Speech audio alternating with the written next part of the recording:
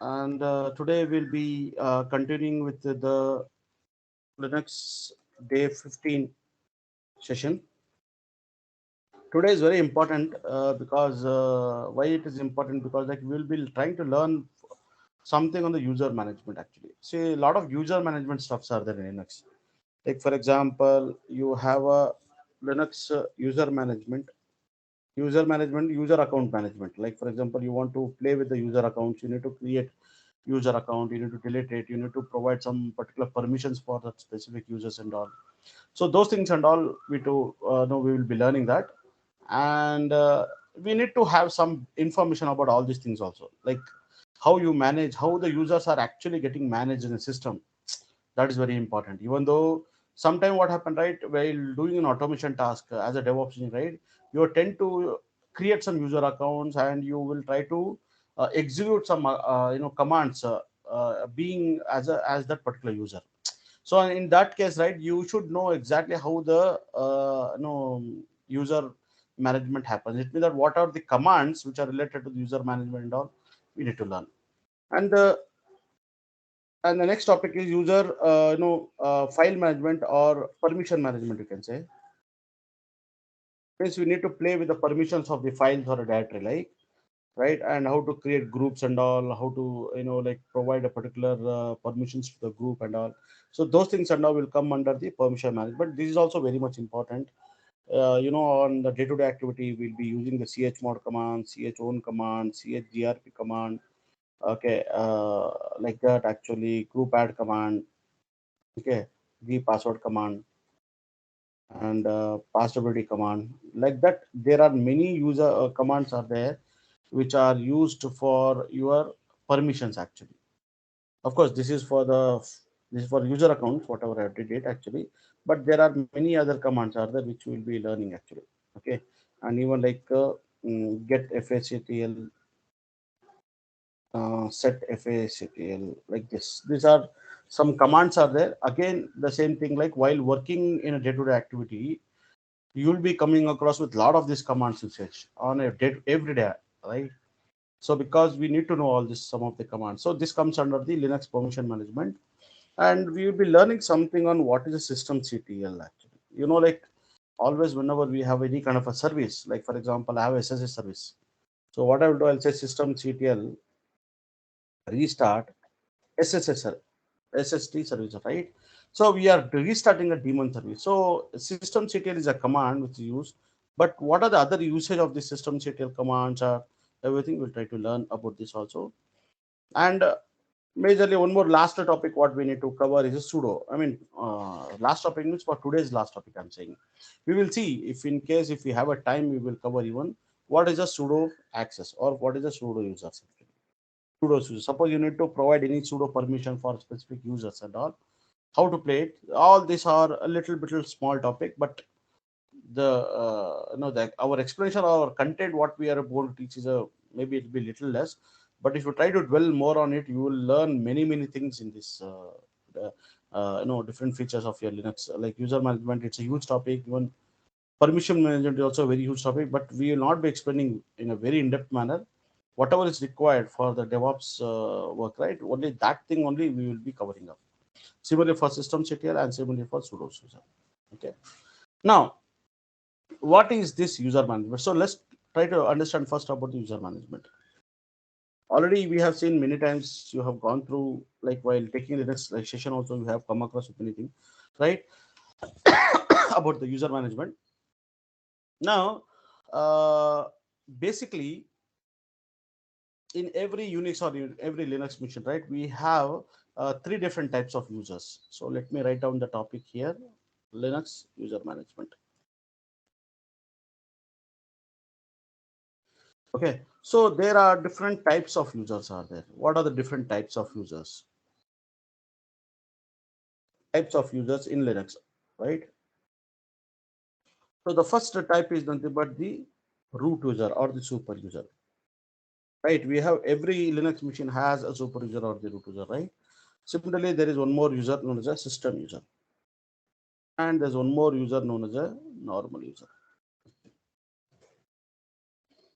Okay, so these are the three different types of users you will find in Linux or in Unix like this.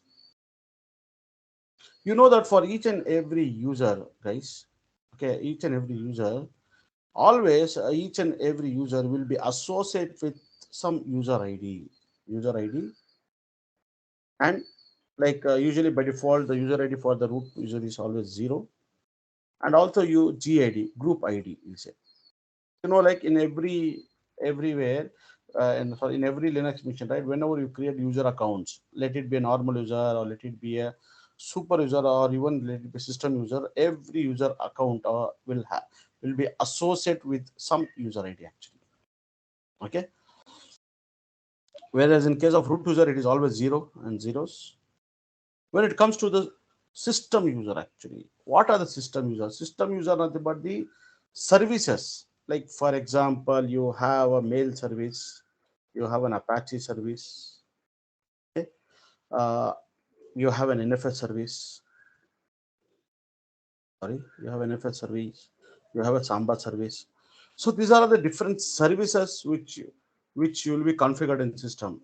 So suppose, for example, in my system, I try to install the NFS package, okay, or I try to install the named package. Actually, named package is used to configure for the DNS server. Actually, okay. So as soon as I install the package like named or NFS package, a particular user will be created by default by the system or by the Linux itself by default. Suppose I try to install the mail command or a mail package, mail user account will get created. So basically, these are all the system users, okay? And always the system user ID will always starts with the value one, and it will up to it will go to 999. So these are range. It means that the system user will always following the user ID in the range of 1 to 999. Zero is used for root user. Apart from root user, any other system users, the range will fall from 1 to 999. Okay, guys. So these are system users. This by default, the system users internally, we don't touch these users. Okay, we never come across with this by using this users, right? But anyhow, in the system, it will be there actually.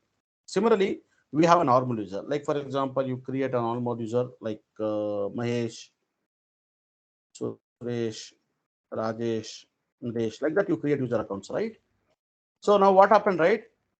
Now, as soon as the first user Mahesh is created, okay, the user ID for Mahesh is it will always start giving from the 1000. So you could see that after 999, okay, the next value what will fall is 1000. So whenever you create any normal user account, it starts giving the value from the 1000 actually. Like 1000 for Suresh, it will be 1001. For Rajesh, it will be 1002, and for Naresh will be 1003. Like that, it will be start giving the user ID. These are the user ID, guys. Actually, user ID. These are user IDs actually, UIDs actually. So, excuse me, the Linux system or the Linux kernel, it has to understand each and every user account. So how it understand with each and every user account with the help of a user ID, UID you say, user identification number, UID we say. Okay, every users has it actually. Now, how do you know all this information? Like for example, what is a maximum? So one question will ask like how many number of maximum users can be created? So the max numbers user account can be created from. It starts with 1000, as you know, a normal user up to 60,000. You can create user accounts actually. So where you'll find all this information under etc, there is a file by name login.defs file. So under this file, you will get this information. So let's see now. Let's open this file and see whether we will able to see that information. So I'll log into the Linux machine, copy the public IP. I'll go to the putty session.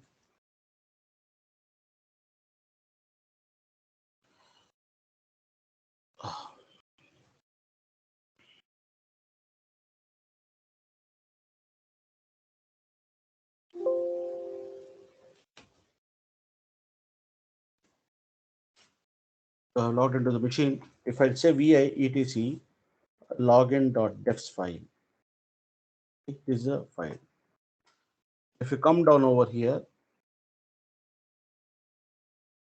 and you see here, see the minimum, the ID which will start from the normal user is 1000. The max UID is up to 60,000 actually. Similarly, even for the group ID, it starts with 1000 and the max is 60,000 actually. So with this, and this is configurable, you can even increase the value also here and save the file. You have to take care, but maximum you will only able to create 60,000 users when it comes to Linux actually, right? So that is one thing. Now here, or by default the root user is there, okay, and all the information about this user accounts actually, okay, all the information about the user accounts will always be saved in a file etc password. So under the etc password, all the user accounts, it will be normal user, system user, or the root user, whoever the users are, those entries will be there under the etc password file. Okay. Now, for example, if you open the file etc password file, you can say vi etc password file. Now you could see that the information about user accounts is maintained. Here you could see in this machine, root is a user, super user, and this is some information you are finding it out, right? Similarly, you are having a Rajesh user, okay, and Santosh, Girish, and some user by name Tomcat. These user accounts are there actually, and also there's a user by name EC2 user actually. So that is the first user arm after the system user, and the UID is always 1000 actually. Okay, like this they are given it. Now, apart from this, can you see after the root user, the user ID is 0 and the group ID is 0. See, bin is a user account, it is having a user ID 1. Daemon is user account, it is having 2. Like this, we could see that for every user, there is some user ID is always there actually. Now, before 1000, okay, there is one user account by name 996 SSSD something. It is a user account for which UID is provided is 9996 actually. So up to 999 you can have actually. So I'm not seeing anywhere 999. So only 997, 998 is used actually, right? 999 it is not used. Oh, okay, it's a free one, but some other system user can make use of that 999 actually. Okay, after 999, whatever the user account starts from 1000 up to 60,000, it will be assigned for the normal user. So whenever the normal users are getting created, the user ID will be serially be provided, right? For example, here for the EC2 user, 1000 is given. For Rajesh 1001, Santosh 1002, Girish 1003, Tomcat 1004. One more user account if I create, it will be 1005, 1006. Like that, serially next value, free available value will be provided for that newly created account. Like that actually. Now, this is very important file actually. Okay, and here what is happening that if you copy this line, suppose if you copy this line and I'll paste this line actually over here actually. Now you could see that it is always important also to know what is this fields, each and every fields actually. So this is nothing but if you check it out, this is nothing but it is a username actually. Correct, guys? I think you agree with me, right? It's a username. So root is also one of the username. Fine. This X is nothing but it is a pointer to your password actually. It's a pointer to the password. So what is a password? Pointer to your password. Pointer to the password means it means that somewhere the passwords are stored actually. So it is nothing but it holds the pointer to the password actually. I think there's no space here. So let me do one thing, guys. I'll try to open one more MS Paint and then I will try to explain over here.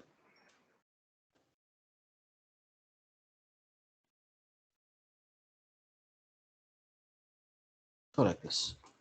Okay. So now, so this is nothing but this is the user ID or username. You know very well. Username. This is nothing but it's a pointer to the password, right? Pointer to the password. Pointer to the password means actually, basically, this field will be actually a pointer to the etc shadow file actually. So it means that always all the user accounts passwords are placed under etc shadow file actually. And here this is nothing but this denotes the user ID. Some of you already know this. but still I'm just trying to give you one more time the details. Some of you might know this as well. So this is the group ID actually. User ID, the group ID, GID, group ID. You could see this one actually. What is this? This denotes, or let me draw in the green. What is this? This denotes that it is a comment actually. Comment. What do you mean by comment means basically while creating user accounts, this this field now you can actually comment it actually. You can give some comments. For example, I create a user account by name Rajesh. I want to keep it that Rajesh as a Git admin actually. So here I can give a while creating user account, I can give a commenter saying that actually that Rajesh is a Git admin actually. Like that, if it's a Git admin here, that string Git admin will come. So through that, you will get to know okay, Rajesh is a Git admin like that. Okay. Now after this, what is this? Another one slash root. This is the home directory. We say. Oh, it means that where exactly that user is resides. Home directory.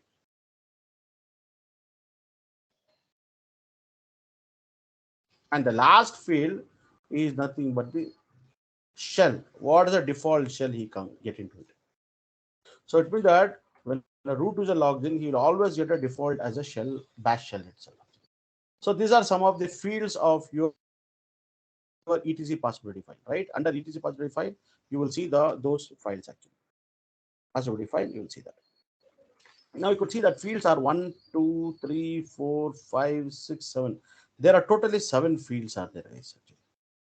7 fields are in passwordity file. Correct? Now, this is the same thing for even for the normal user also. Like for example, here the normal user is something like Rajesh is there. So here also X is number. It is a pointer to the etc shadow file where your password is stored. This is user ID. This is group ID. There is no comment over here. That's what it is blank here. You could see it's a blank. Okay. And current working directory. As soon as Rajesh logs in, where he will land or where he will be working, he'll be working under slash home Rajesh. And what is the shell he need to get while logging in the system? He will get the bash shell. But whereas there are many other system users are there like mail, operator, games. Can you see they are getting a non-login shell? It means that they won't get any shell to log in at all. So that's the reason what happened. Most of the system user will always be slash has been no login. It means that they won't get any login shell itself to log in it. That's how you have to understand. Okay. Now let's see even like so. What are the important things actually? Like when it comes to user management, right? What are the different files coming to the picture, or which are the files which you need to remember? One is etc password file where user accounts are stored, and other is a etc. What is it, guys? etc shadow file. Okay. What are the other things? You need to even know about the etc group actually, because while creating user accounts, group also will get created. And if you want to save any groups or you want to create any group password, that group password will be stored in the etc the password file. And one more last important is as under slash var mm, slash var mail and the specific username like this. So whenever a user accounts are created in a system, all this configuration file will get edited automatically by the system. It means that etc password file will also get updated, etc shadow, etc group, etc g password group, no passwords, group password file, as well as a slash var mail actually. So all these files will be updated whenever a user accounts are getting created in the system. Okay. So now that's how it is. Now if you try to understand it actually about the etc where the passwords are stored, etc shadow file, you could see that even etc shadow file has, you could see that in my system, right guys, the root is a username. Okay, here you could see that it is an encrypted password till here. Okay, rest other fields are nothing but the policies we say, or policy is nothing but the password policies actually. Okay. So if somebody asks you what is the etc shadow file, etc shadow is a file where the passwords are stored in an encrypted form. So the first field is a username. The second field is nothing but the encrypted password. Rest other information about whatever you are having, that will having a password, like policies will be there actually. or information related to the passwords, or information related, much more information related to the user account, right? That information will be there. Here also you could see that one field, two field, three field, third field, fourth field, fifth field, sixth field, seven, eight. So there are totally eight fields are there in etc shadow file actually, right?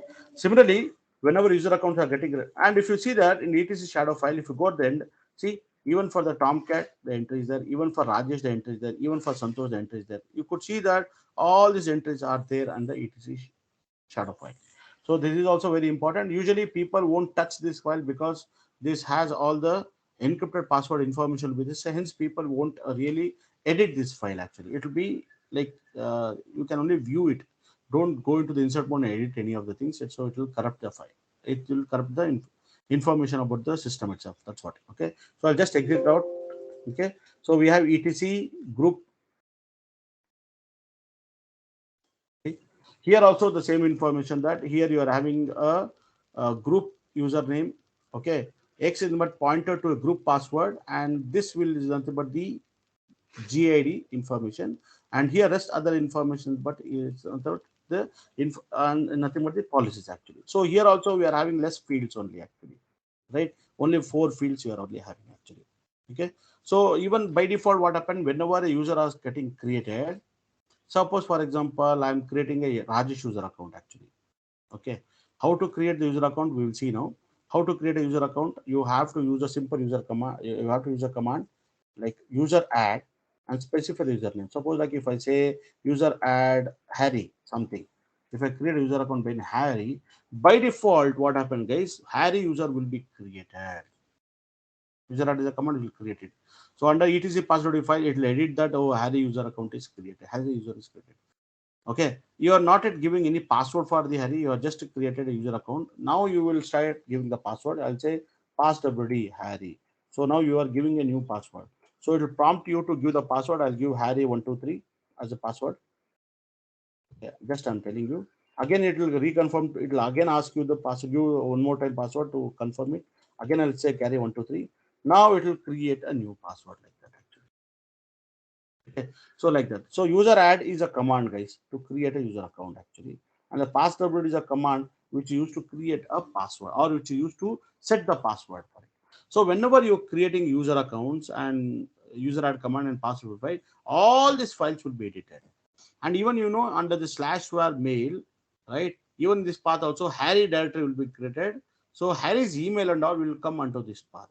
Now if you go to the system now, okay, we'll open even etc G shadow file also just to show you. Okay, sorry, G password file, passwd file, not passwd, G shadow file. Sorry, G shadow file. Okay. This file also has the all the information related to the group's usernames and its password. Actually, everything will be there in the G shadow file. Now, after this, as I said, right, you will be having a /var. Under that, can you see there's a mail directory? See, mail. Under mail, can you see all the user accounts? See, Rajesh, Mahesh, Suresh, EC2 user. See, all mails will come to the Rajesh user account. See, if I do a CD to the Rajesh, or else it's just a file actually, it's a file only. So all your mails related to Rajesh will come to his Rajesh under /var mail Rajesh. Similarly, all the mails comes to Santosh will come to this path. So this is also whenever a user account is getting created, even this entry is also made under /var mail. Okay, so these are some of the important files which be a part of your Linux user management. So we should have some knowledge on all these things. Okay, guys. Now you know very well that whenever I want to check the ID of the machine or ID of that particular user, suppose I've logged in the root user, right? I have to have an ID. I'll say ID and I'll say root. See, it will show me the what is a user ID. See, user ID is root 0, group ID is 0. To which groups belong? It belongs to the root user groups itself as a root itself. Suppose I have a Rajesh, I'll switch to the Rajesh. How to switch to the Rajesh? I'll say su hyphen Rajesh. Enter. See, I have switched to the Rajesh. Now, if I say Rajesh, if I execute the ID command, see, you could see that 1001 is a user ID for the Rajesh, like this. Similarly, it has many information like group ID, groups like that. It has many other informations. Okay. Now, if you want to exit out from the Rajesh, go back to the root user. You have to just say EXIT, exit. Now, you will come out from the Rajesh. Again, you will go back. Okay. Now, if you want to really check a user account Rajesh is there or not, you can even use the grep command. Grep Rajesh, okay, space / etc password define. It will show the all the information about the user account Rajesh. Correct. You can even say grep of root of under etc. You are just checking the roots information. You could see there are root everywhere are there, but you don't want all the root. You want to only check which is the root which begins with the word root. You can use that cap symbol like this.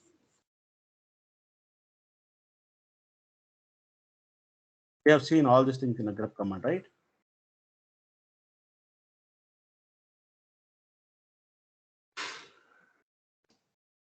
You now you're able to see only the roots actually. Correct. Similarly, apart from this, actually, you have one more command, get ent. It is also same thing like how we are grepping. No, we can just say that get ent. I know the my username. What is the file where you are getting the information about the user account? Oh, that is a possibility file. So, what is username? Root. See, it will show you that particular line. Similarly, if I say get ent, I know that Rajesh is there or Tomcat user is there in my system, right? Tomcat user account is there. So you need to specify which is the file. Here, what happened while grepping it, you are giving the complete path of the file itself. But here, there is no need of giving the complete path. You just mention the file name. Automatically, get ent will understand. Oh, okay, it is under etc. So then you will say Tomcat,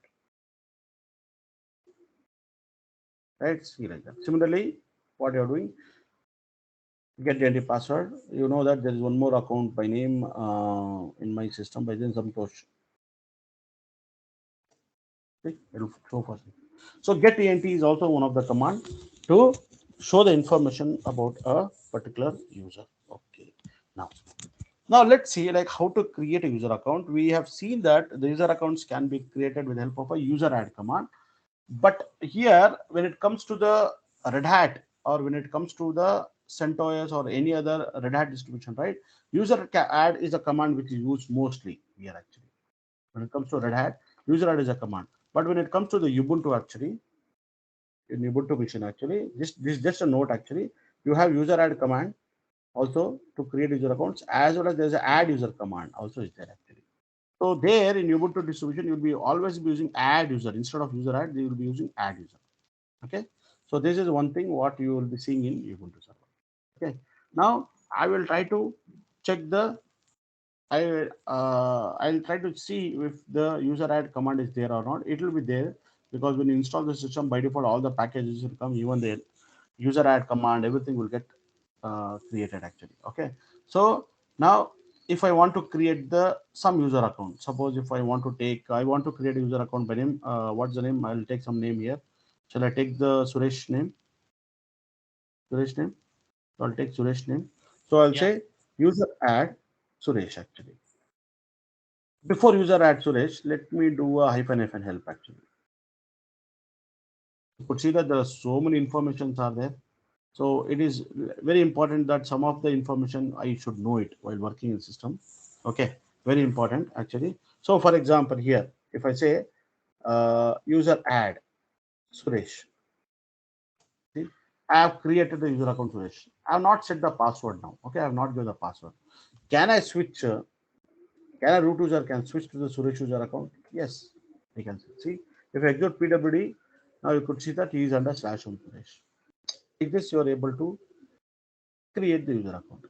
If I want to exit it out, you will say exit it out. Okay.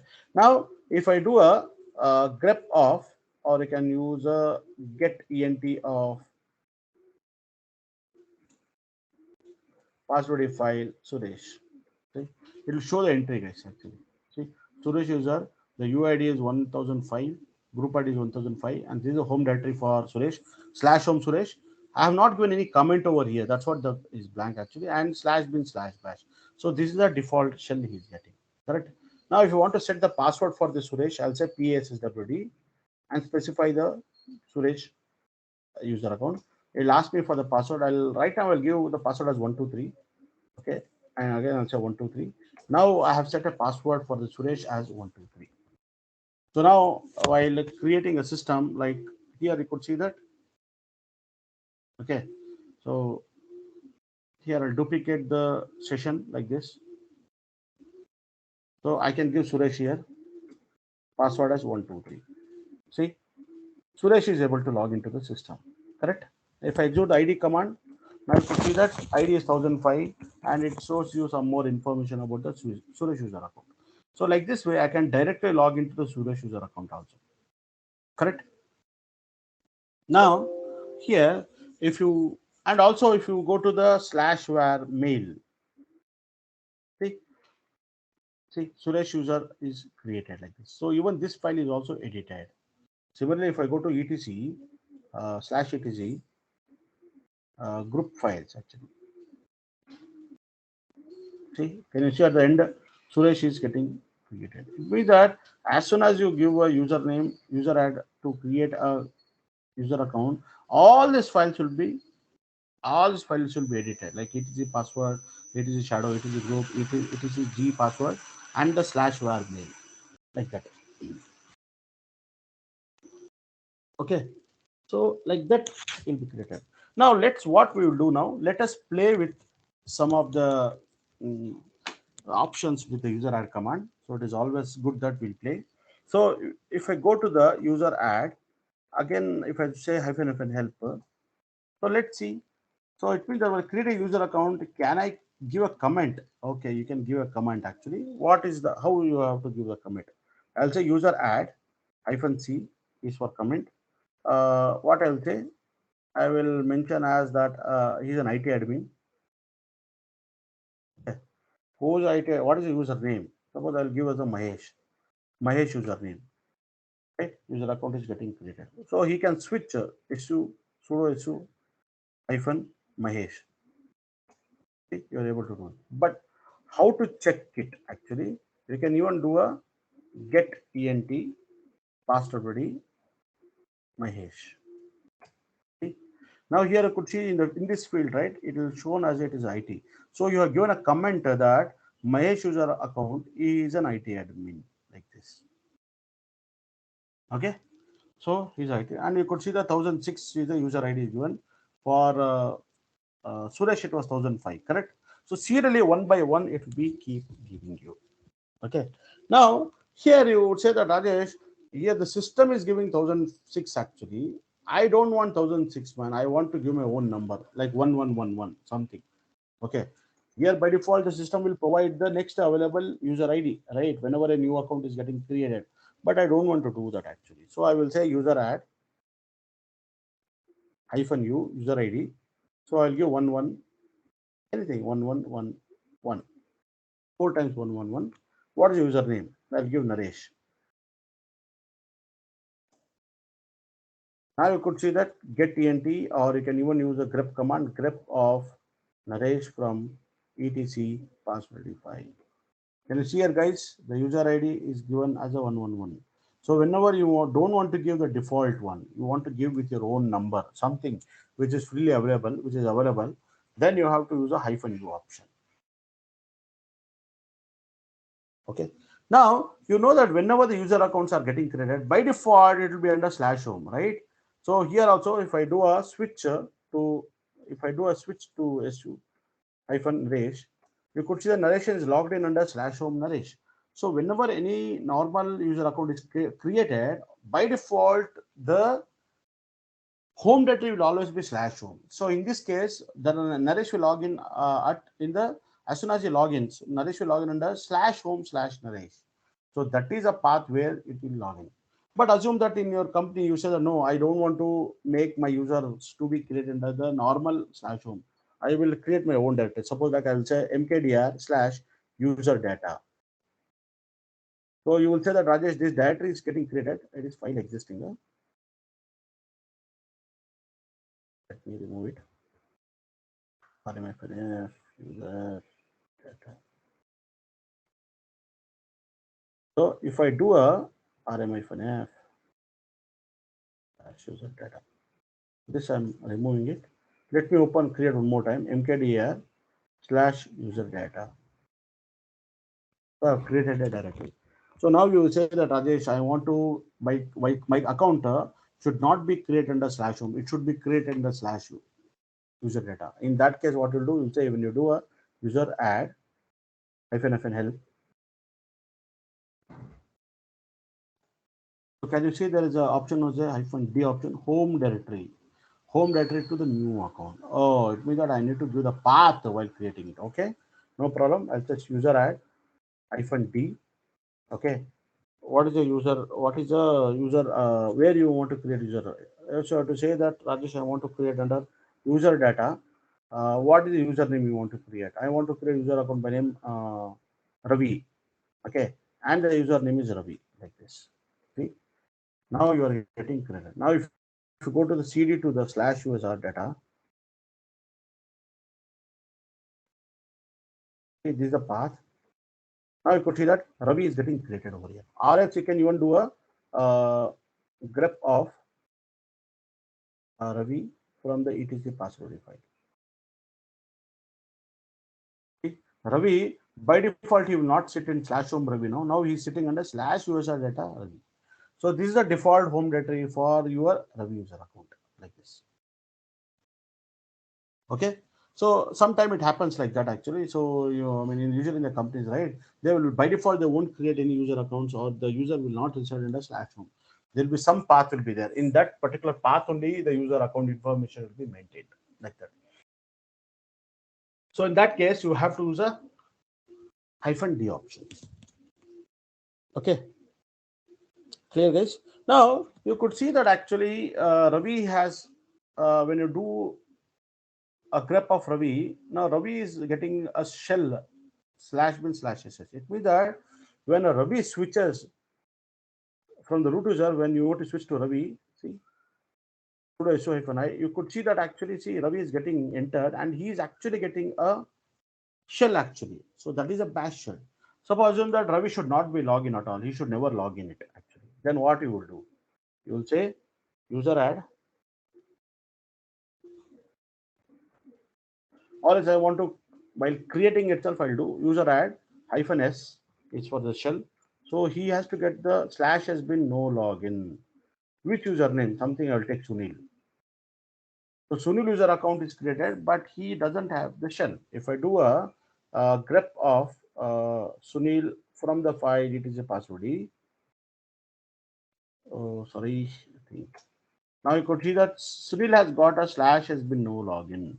So now can I switch to the Sunil -Sunil like this?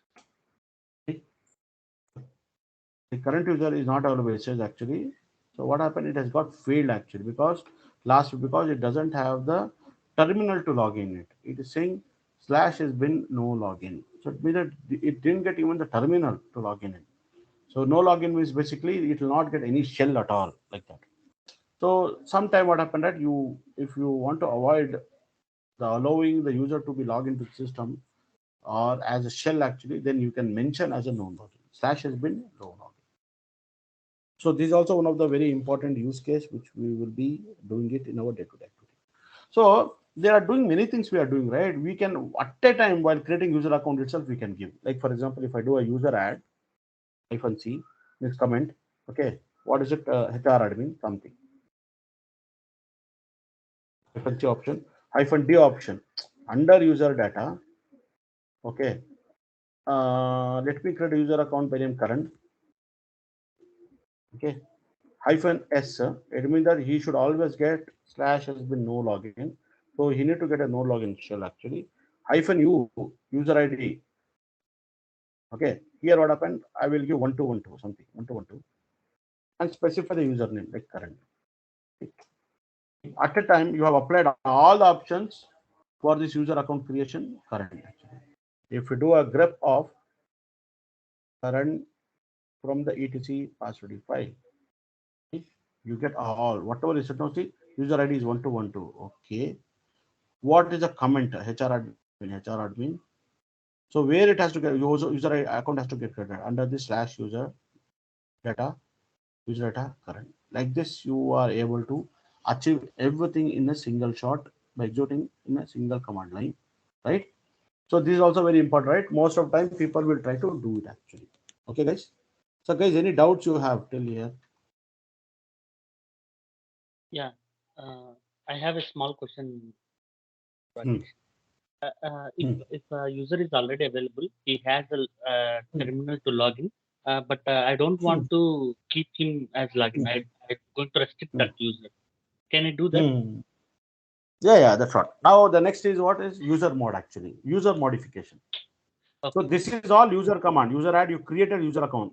Later, after some point of time, you want to do the changes. For example, for the current, okay, the user ID is 11212, right? I want to give 2020 or 2022, whatever. Okay. So in that way, what I have to do, I have to say user mod hyphen u 2020 to the username current. Yes. You are changing later once you created, later you want to do any more modification or changes, no, you'll always use a user mod command. Now you should see that grep of current, sorry, grep current, and what is it, ECT password file. See?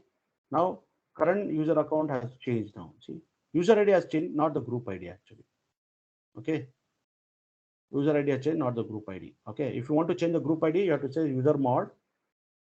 Okay, hyphen G, you have to say group ID 2020 and say current.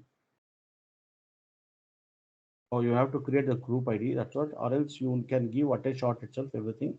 But anyhow, we'll cover this part actually. So here in this case, I'm able to change, you know, the user account or the information about the particular user by using the user mod command. Now you could see that if I do a grep of current from the etc password file, okay, can you see that this is the user account, but he has gotten a slash has been no login shell. That means that if you want to switch to the current or you want to log in, you will not be able to log in actually, right? Because like it is having a slash has been no login. Now you say that Rajesh, I want to give this shell I want to give slash has been bash I want to give or slash bin bash I have to give. So you have to use a user mod command, user mod command. What is it? Hyphen s slash bin slash bash to the user current. Now you say grep of current from the etc password file. He has gotten, now he got the slash bin slash bin. Let us see whether I can switch to the current. Will it allow to login? Yes, now it will allow to login. So user mod is a command which will do wherever you are using user add sir, user add earlier whatever you are doing, no, change everywhere to user mod actually. It will work actually. And one small Okay. You extended question, Rajesh, if you don't mind. If yeah. a user have some software got installed, like Git or some Maven is installed on the user account.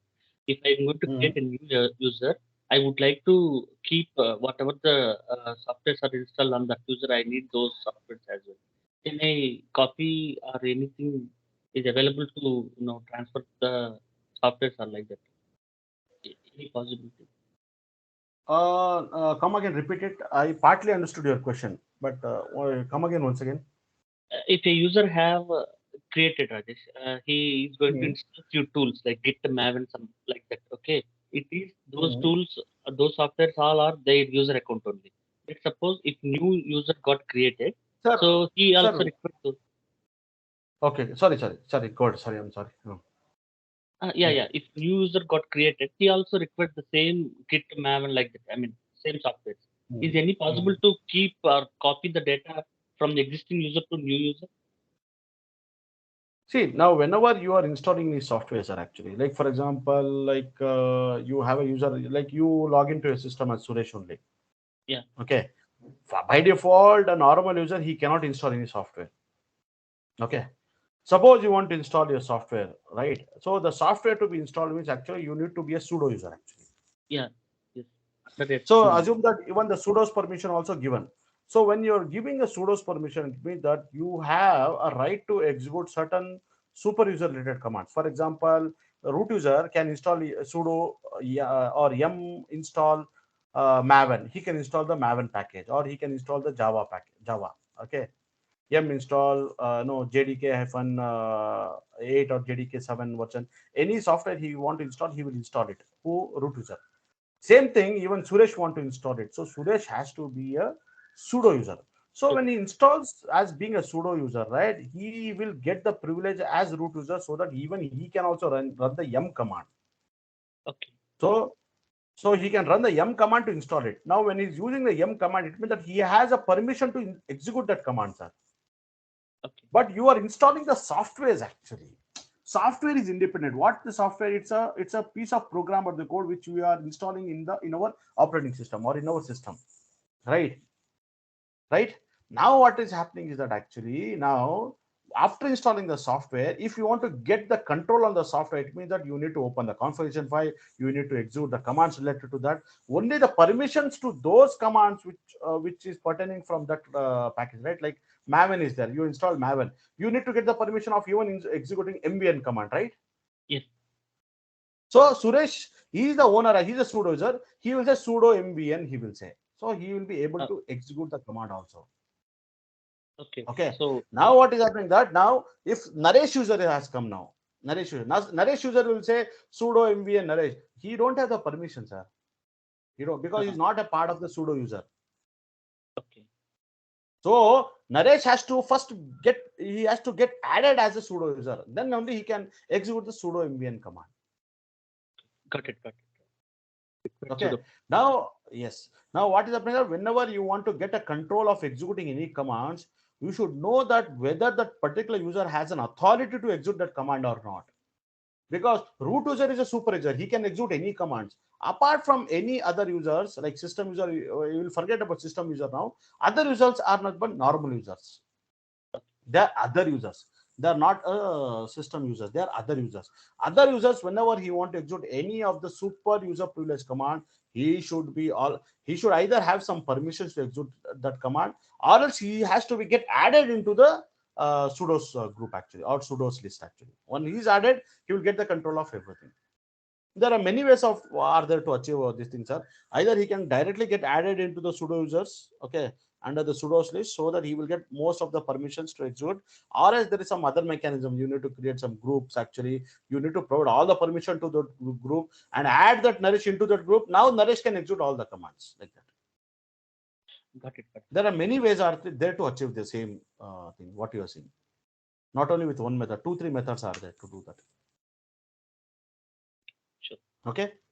Yeah. So now similarly, sir, for example, here Karan is an HR admin. You want to change the comment also. You can say user mod hyphen C. Now Karan has become an IT admin, or he has become a prod admin, production admin, like this, prod admin, anything like this. See, I'm trying to change everything later on actually. See? Why user mod? Because Karan is already there. He cannot execute the command. You have to be root user. So user mod hyphen C something prod admin. And specify the name current, right? Now we'll execute the command grep of current and specify etc password define. Now earlier it was HR admin, now is prod admin, correct? So user mod is a command which will be used after a user account is getting created. Later on, whenever a user want to modify it, so you can use the user mod command. Now similarly, what happened right now? I want to delete the accounts actually. So there are two ways are there. One is a user del and say specify the username. Okay, and with this, or else we have to do user del hyphen rf and specify the username. Now there is a small difference between user del and the specific username as well as user del hyphen rf. Now if you execute the user del, just say current actually. Okay, okay, and here let me do one thing, guys. Let me show you some other user, not current actually, because now you could see that Naresh is having it is home directory slash home Naresh. Fine. I will try to remove this Naresh user account, or I will try to remove the Mahesh, anybody actually. So now you could see that when I do a user del and I will say Naresh, no doubt Naresh user account has got deleted. But the difference is here that actually, even though you have removed it, now shall I grep the Naresh user from the etc password file just to verify ourselves that whether this user account is getting removed. See, it has been removed. Fine. But if I go to the slash home directory and say ls, see, Naresh is still there. Whatever the data which is there, it is still there. It means that even this directory is not getting deleted. So when you're doing a normal user del and specify username, no doubt the user account will get deleted, though the entry of the Naresh user or that particular user will not be there in the etc password file. But what happened? The home directory will not be deleted. For some reason, you want to still keep your data. Under that case, you need not to. You have to just say user del and specify the username. Suppose you say user del, I'll say -rf, and I will use the Suresh actually. You have completely removed it. If I do a grep of Suresh to etc password file, now you could see that actually the account is not there. Okay, it has been removed entry. If I do ls on the home directory, even see Suresh is also removed from here also under slash home. Everything you want to remove. You want to even remove the data. You want to remove a complete entry. Then always use a -rf option along with your user del command. Is it clear, sir? This is pretty simple, right? So user del is a command to delete the user account. Now, okay, I will use some more other options now. For example, I will try to create some username, a new username. Let me add some username, user add. I'll use a username by name Paddy, some name. So Paddy is a user account I've created. I will set the password as for the Paddy, password Paddy. I'll give the password as 123, enter, 123, enter. You have created the password now. Now, if you want to check the status of the password of your Paddy command, so what is we use the PSSWD, password hyphen capital S, specify username Paddy. See, here it shows that actually what is the status. It means that it says that the password has been set, okay, and it is a SHA-152 encrypted actually, and it will give some information about that Paddy user account like this. So Paddy hyphen capital S will give the status of the current password for this Paddy user actually. Suppose now you could see that I can switch to the Paddy. You can say just say su hyphen Paddy. Now you could see that you are able to switch to the Paddy. This we know very well, right? Now suppose assume that actually you want to lock the Paddy's account. Okay, I'll say PSSWD passwd hyphen L Paddy. You have logged it. See, you have locking the password actually. It means that you are locking the password itself. Okay. Now, you could see that actually that if I want to check the status, okay, I'll say password if in capital S Paddy. Now you could see that it is saying that it's a password locked actually. Now if I do a see root user can switch to any user. He does if one of the password is locked, still you can root user can say sudo su hyphen Paddy. He can aram switch. No doubt, nobody's allow nobody's nobody's doing anything actually. Like for example, okay. Now assume that okay. Let me do one thing, guys. Let me open one more terminal just to show you root. That's what is Red Hat. Now what I will do here, okay, I will do one thing, sir. I will create a more user account, user add student something. PSSWD, password student, password is 123, password is 123. So now I'll switch to the student user. Now here student has logged in. Can the student can log into the Paddy? Because Paddy now I have logged it actually. Even though student user know what is the Paddy username and Paddy's password, he knows that the Paddy's username and the password is 123. He knows that actually. So he will try to sudo su hyphen Paddy. Sudo su hyphen Paddy. See, it asks for the password. I'll give the password as 123. Enter. See, even though you are giving the correct password, you will not be able to log in it because like here you have set you have given the password as locked. If you do a password hyphen s, it says that its password is locked. Right now, you say that I want to, I want to unlock it. Actually, you will say password same command password hyphen u specify the username pass Paddy. Now you say that you have unlocked it. Now you want to check the status. You say password hyphen capital S PADDY Paddy, and now you could see that it is password been set. Now whether the student can switch to the root Paddy now. Let us see. He'll say su hyphen Paddy. He'll ask for the password. I'll say 123. Now he is able to log in. So even the normal user is able to log into the Paddy user now. Correct. Now you have unset it. That's the reason it is allowing it to do it. But just remember that even though you have set the password, you have locked the account or you have locked the password, right? Still the super user can switch to any user. So there is no restriction for you for the super user. Super user is something like your manager actually. So manager, what happened, right? He can go to Naresh cubicle or cabin or Suresh cabin, Rajesh cabin, anywhere, right? Because he has authority. He need not to knock the door while entering, right? He can immediately, directly, he can enter into your room actually. Whereas a normal user, right? He cannot come to the managers like that directly, right? He has to knock the door. Even like for example, Naresh, he want to log in, he want to enter into the Suresh cabin. Naresh want to first lock the door, then only he will get inside, right? Otherwise, he will not be allowed to go inside like that. Similarly, like that, from one user account to other user, a normal user account, whenever you want to switch it, you have to provide the password. Without the password, it will not allow you to log in it. Whereas a root user, he can switch to any of the user whenever he needs it actually, because he's a super user actually, or he's like a manager. Correct. Now, similarly, you want to delete the password, means same thing. You can say password hyphen d paddy. You can give like this. Now you could say that paddy has been removed. Now, if you say psswd hyphen capital S, specify it, it will give the status. So what it said, it's an empty password. It means that there is no password for the paddy. Now let's see whether the student can switch to the paddy.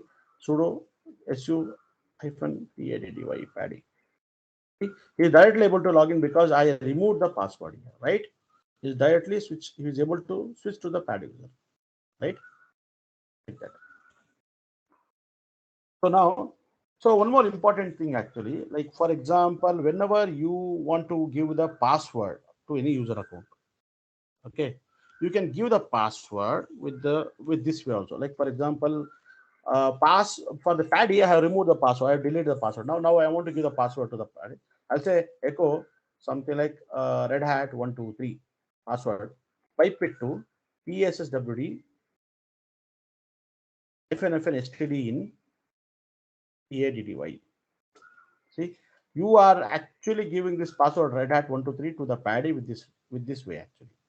So this is very helpful because like here you are using password hyphen standard input. What is the standard input you are giving? You are actually giving the input of red hat 123 as a password, and the password will be given to this username. So where I'll be using this method? I'll be using this method during automation. Suppose like I have a script actually. I will say I'll create a user account or user.sh script name. Okay. I will say like this hash bang slash bill slash bash something. So I will say user add. Uh, what is the other name? Ashish. I will say PSSWD Ashish. Right. Now when I execute the script, sh user add, right? See, it'll ask me for the password to give, right? How I can give the password? Because while running the script, actually, so assume that your script is completely automated. So during automation, you should not ask any input from the user, right? While running the script or something, right? So in this case, now you'll not be able to. You have to do it, give it manually like that. Or instead, what you need to do that actually, you have to open that script actually. Same thing. What you have to do that? You have to say echo red hat at the rate 2020 something can give. Type it to passwd hyphen std. See, like this you have to do. Now you would see that you are completely automating it. You say sh user add dot sh. Now you could see that. Okay, sorry, I think user account already Ashish I created it. Let me give some other username Ashish one something, and here also Ashish one I have to give, right, and I'll save this part. Now I'll run it. I could see that Ashish one is also getting credited, and also password also has been assigned to that Ashish one. So this is the method, guys. By using that, you are actually assigning the password, and this is very helpful during your automation. Whenever you're writing this script, you have to use this way only. Okay. So any doubts you have till here? No. Okay. All right. Okay, fine. Guys, I think I'll not be able to complete all these things because these are all again big topics. So we will see how much we'll cover, and today evening we will try continue with these topics again. Okay, evening, probably I'll be taking, if you're okay, I'll be taking the class at around 10 o'clock night. If you're okay, it's well and fine. I'll continue it. So I will continue another half an hour more, and then like we will wind up the session. Okay. So it's these are all huge topics, big topics actually. It will take a lot of time actually. I thought I will complete in 1.5 hours, but it is not possible, right? So now coming back to here. Now, okay. So that's how. Now the next thing is that actually you want to uh, check your user account policies actually. Like for example, right, like I have set the password for the Ashish user or some other paddy as doubt 123. Okay, I want to list the information, the password information or the policy set for the paddy user. How to do it? So there's one command user chage. Okay, change chage. Let me do first. Let me do a help -help. It will give you some information, optional information about using this command. Let me do a change -l, list the paddies policies, set policies. See, you could see that paddies, right? The last password change which I was done was made today itself. Now, just now, a few minutes back, I did, right? When the password has to expire, never. So it means that you have made it to never, so that the password should never get expired actually. Usually in the companies, what happened, right, they will give the password reset for something like 90 days, 3 months. So after the 3 months the password will get expired, right? When it will become inactive, so it means that they will give the password as to, even though the password expiry has reached 90 days actually, even they will give grace period of 3 days, so that after 3 days only your password will become completely inactive. It means that even though your password has expired, still it will allow you to log into the user account in another 2 or 3 days. After that, it will get completely, it will get deactivated like that. When account expires, when the account will actually get expired, this is what they'll give the information. Minimum number of days between the password change, maximum number of days with the password change actually, maximum number of days of warning before the password expires. It means that as soon as you're given the 30 days, right? If you're giving as a 5, it means that before 5 days itself, it will start prompting saying that the password need to change the password like that. So here what happened, right? With the help of a pane, chage, you are able to view the policies of your user accounts actually. Okay. Now you say that actually, Rajesh, uh, I want to change the warning actually. Instead of 7 days, I want to make it as a 3 days actually. Okay. So how to do? You have to say ch change -w. Okay. Value is something like 3, and the username is paddy. Correct? Sorry, chag. Sorry, I'm sorry.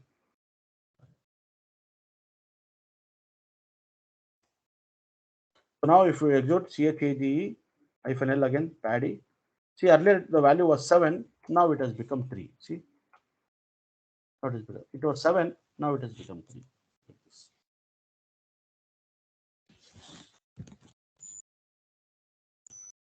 Is it clear, guys? Yeah. Yes. Okay. Okay. Now, very important. One of the thing is very important. Like for example, okay. Uh, so like that way, guys, you can actually try to check all these things. You can try out yourself whenever you're okay. You can change this value, you can change this value, last day, everything you can do by your own now. Okay. Now there's one more important concept actually. Suppose for example, let me do one thing. So let me create a user account. Like for example, what username I can take? I'll say user add something like uh, Azure user actually, something. Azure is a user, I'm creating it. Now if I do a user add Azure, right? Now where the Azure account will get created? Under the /home, correct? Azure user will get created by default. This is the default path, sir. Where it get created. How to check, or where exactly it is defined that the user account has to get created? Under etc default user add, there is a file by name user add. This is the default file. This is the file actually where all the default configurations should be created. Now you could see that home will be by default will be slash home itself. It means that whenever a user account is getting created, always it should get created under the slash home. Correct? Now, for example, now you say that Rajesh, let me create one more user account by name add users. Okay, let me do one thing. Let me create a directory mkdir. I'll create slash India somewhere. I've created a directory. Now you say that Rajesh, while creating user add, I need to create a user account, but the user account should be created under slash India. And what is the username? AWS user, something.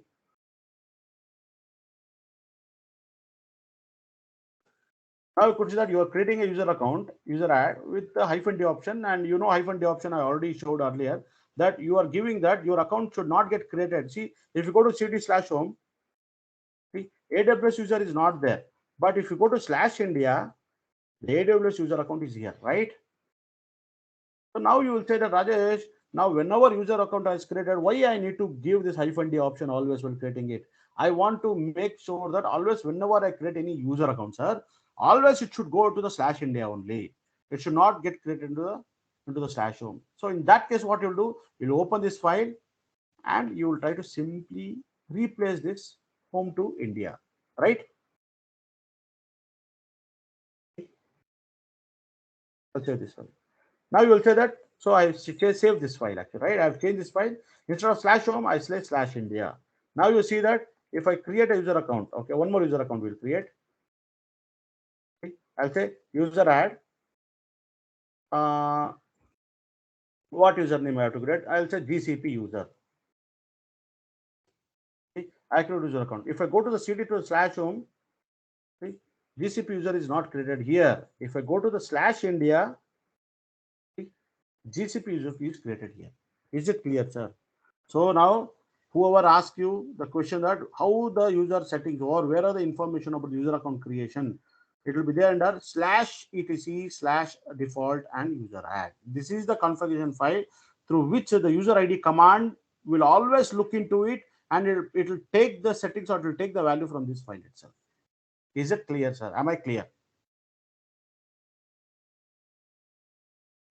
Yeah. Okay. Now, so let me do a thing. Let me open that file. I will change back to the home itself. Okay, I will not keep that as a India. So I'll say this file.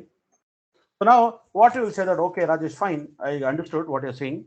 Now, for example, whenever you create any user accounts, right? Whenever you create any user account, suppose for example, I created the user account by name Paddy, right? Paddy. I want to switch to the Paddy. You say su-paddy, correct? You will switch to the Paddy. But when you do a ls with a -a option, or you can even do ls-a to display all the files and directories, even hidden and non-hidden. See, you could see that whenever you're creating user account, see guys, somewhere these files are also getting copied, right?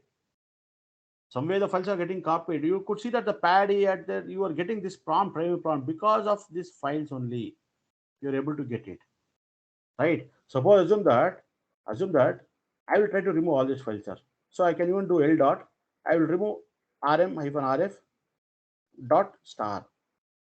Everything I'm removing. When I do ls-a, see, nothing is there over. See, all these files are removed it actually. Correct. Now I'll exit out from the padding. Again, I'll switch to the paddy now. su-paddy paddy. See, what happened? How it came? How it came actually? It should not come, sir. Actually, okay. It came strange. If you switch to the paddy, it should not show me this primary prompt at all. From somewhere it is picking actually. So what you're doing that I am trying to remove all the important configuration file. I have removed it actually. But if you understand carefully, from where exactly this configuration file that .bash rc .bash profile .ksh, from where it is pulling or it is taking, you have to see into that file. What is that? etc default user add. If you see this configuration file, sir, shell, there's something skell is there. Under etc skell. Oh, okay, fine. Under etc skell. So let me see. Let me go to etc skell. When you do ls-a, can you see these files are there? Oh, under etc skills, all these files are getting copied while user account is getting created. So now what I'll do, I'll say cp-rv dot star, where you want to copy under the home directory paddy. You know that very well that paddy has lost all those files. Now you are copying it actually. You are copying it. So now you are copying everything. Now if you say, if you switch to the paddy, now if you do a ls-a, see, oh, I think what I copied it. Oh, I think everything is copied, so something. Okay, okay. Sorry. I think everything is copied actually. ls hyphen sorry rm hyphen rf star dot star. Okay, this is all having a root user. Oh, I think I copied even the etc also somewhat. So okay, but what I'm trying to tell that if you do a l dot, see, you could see that all these files have been copied back from the etc skills actually. So many times what happen in the industry when you're working, right? If these files are not there, sir, you will not get this prompt at all actually. You'll get some other prompt. You will say that, oh, I have lost the shell prompt. So then what happened that from the etc skills actually, you will copy only these files actually, like this, these files and copy into that user accounts. Then what happened that you will be, when you try to switch to the user, with that user, you will get that, you will get that shell prompt you will get actually. Okay, so like that. So like that actually. Like similarly, now you say that Rajesh, while creating user account itself, Rajesh, some data has to be, some files always by default it has to get created. Like for example, it was to get created. What happened that you can go to the etc skills, where you can create one file, touch Alice, Bob, mkdir, John. So these two files and directories are there in the etc skills actually, right? etc skills. You will say that Rajesh, whenever I create user accounts, some files and data should always be there after creating a new account. So now you have placed these files, everything under etc skills actually. Now what you will do, you will say user add. I'll say that what is the username I'll create. I'll say as a Girish is already there. Suresh is there. Naresh is there. Mahesh is there. Something Akhilesh, right? Akhilesh is a big one. Nikhil actually, like this. I'll say Nikhil. See, I'm creating user account by name Nikhil. Okay. Now if you switch to the Nikhil, see, and say ls, see, can you see these files have come up now here? Right? You didn't create it, right? What happened, right? So what happened under the etc skills actually, under the etc skills, you had created all these files. That's the reason while creating a user account, even these files are also getting copied. So sometimes there might be a requirement that you need to copy some script, or whenever you log in, whenever user account is getting created, right? Some password setting file should be there, or some file should be there. So what you do, user will go to the etc skills, they'll place that file actually. And whenever the user account is getting created, always it will try to copy that file from over there actually. That's how. Clear, sir? Yeah. Okay, sir. That's all about the user accounts actually. Okay. So I hope you like this session. Okay. Yeah. So what we will do, sir, we'll continue with the next topic, or because this is also some little big topic actually. I need around half an hour to 1 hour. I need. So I'll stop the session here. So what we will do tonight, right? We will try to cover these three topics tonight actually. Yeah. Sure. Okay. After this, sir, what are the left out topics which we have to take it actually? The left out topic is that actually I have to take is a set and awk scripting or awk programming, little bit on set and awk programming. Okay, it'll take for 1 to 1.5 hour session actually. Okay, very important thing because we'll be using in it actually. And then like we'll be also be we need to even learn about something on how to set up the NFS server, web server like Apache web server, okay, or else a mail server or FTP server. Like this few you know, server setups and all we need to learn actually. Okay, and also if time permits, sir, if time permits, we'll revisit one more time to look into few more advanced shell scripts actually. Yeah. Okay, so this is what it is, sir. I hope that if this completes, we are okay, near to we are good in Linux. We could say that actually. So what I will do from tomorrow, Monday onwards, I will not continue with Linux. This I will keep in a weekend now. Okay, one topic. No, what I will do whenever I get free time, I will ask you to join the call so that we will be completing slowly these things. From tomorrow, Monday onwards, every day, Monday, I'll be taking at the night Git. I'll start. I'll continue the Git. So we need to continue with the fourth session actually.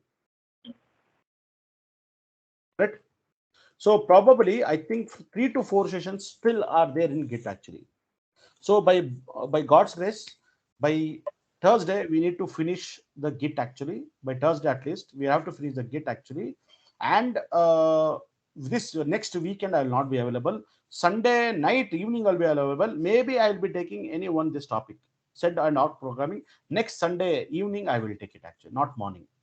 So because next Friday I'll be going to my native place, I'll be traveling in the train actually. By Sunday morning I will reach to my native, and Sunday night I will try to take this session. So if I'm not tired, I will definitely go, take it actually. And from next Monday onwards, we need to start with the Jenkins actually. It means that next Monday means we will be starting from 16th, right? We need to start the Jenkins. So 16th May we need to start with Jenkins. That is our This is our roadmap, sir. So Jenkins again, it you need it around. Uh, I mean, you need it. As per my understanding, you need around 15 to 18 hours of class actually, if I'm not wrong. It will go beyond that also, and also I have a plan to cover the GitLab also, which I'm updating. So GitLab also I'm having very eager to cover after Jenkins completes, right? GitLab also we can spend around 5 to 6 hours on learning GitLab actually, 8 hours on learning GitLab. So it's a very most used tool these days, right? Whenever you come to the pipelining and all, GitLab is also heavily used by a lot of companies actually. So this is my roadmap, sir. Actually, once this completes, GitLab and Jenkins complete, then yeah, we will start with Ansible, right? So at least my intention is that the this Jenkins at least it should get completed at least by June first weekend. It should get completed. We have to finish before itself, but I'm thinking that it will complete by first weekend. Second weekend and third weekend of June, we will be continuing with the GitLab. I will try to take every day, 1 hour we'll see, so that 8 hours, 80 days will complete the whole GitLab. And from the second or third week onwards of June, we will be starting Ansible. Once the Ansible completes, sir, once the Ansible complete, what is the topic is left, sir? We need to take with the Prometheus and Grafana. Yes. With Grafana, this is a very important. Also, we need to even cover the ELK also. Elastic, Logstash, Kibana. These are all monitoring tools we need to cover. These are all monitoring tools. Sure, sure. Once this monitoring tool completes, then we have to quickly get into the AWS learning. So AWS learning is a 50 hours class actually, which we have to take it. This probably will be taking the month of July or something. Either July or July end. We'll start with the AWS. Right? Yeah, sure. That's all, sir. Okay, sir. So I think, sorry, somebody can stop the recording. Let's